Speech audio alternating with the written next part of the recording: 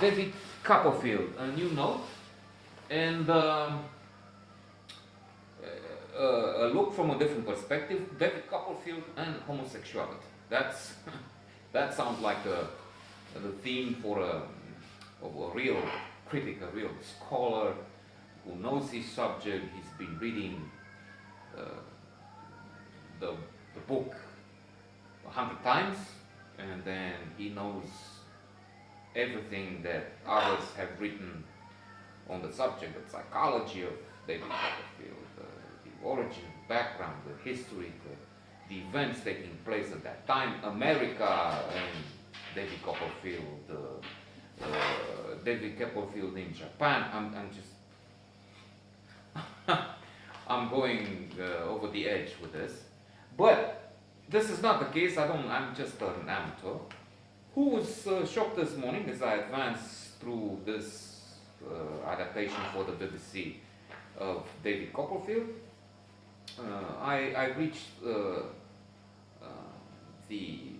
stage where David Copperfield is called Daisy. Daisy. Really?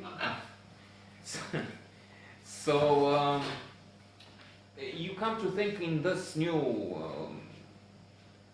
attitude, with this new perspective, one has to think, or I think,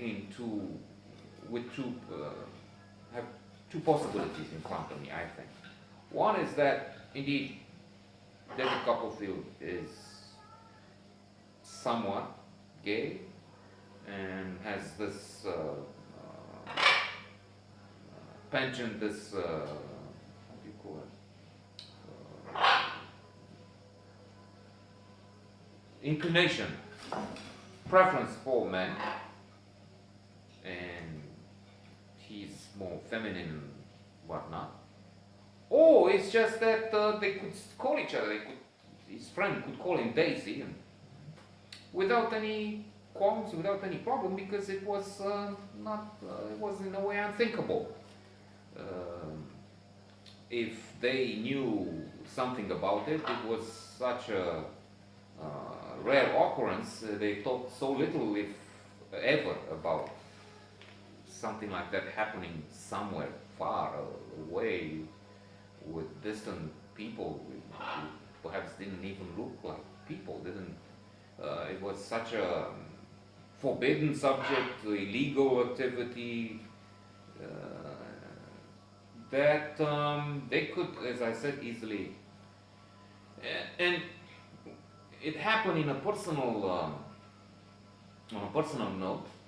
I know we used to make this joke, me and a friend of mine, my best friend I had some decades ago, in order to create a sense of vulnerability and not being interested in girls.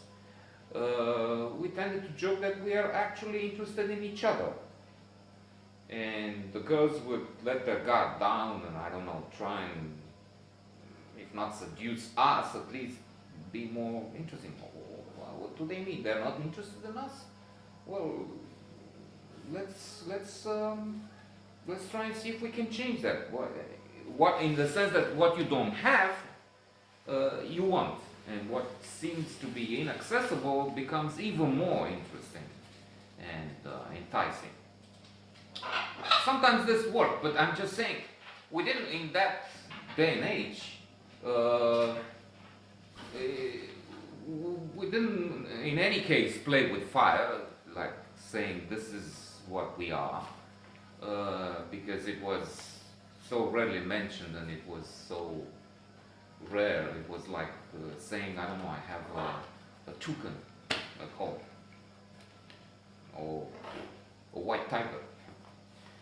White Tiger, by the way, is a good book. So, coming back to this, I don't know yet. I'm reading about it. Indeed, David Copperfield has an element of innocence, of femininity, if you will, sensibility, which is specific, and it's a good quality of gay men. And actually, they say that we all have aside from the other gender, where, I don't know, 20%, 30, 10, depends on the individual's woman. The reverse is also true. And speaking of men, by the way, I've read that we all have some symptoms of autism. We are autistic to a certain degree, higher or smaller as men. So this was intriguing and an unusual aspect. I didn't see that's something good when you read again a work in a form or another. Some new aspect can attract your attention, and especially in the world of today when this is so much talked about, I think.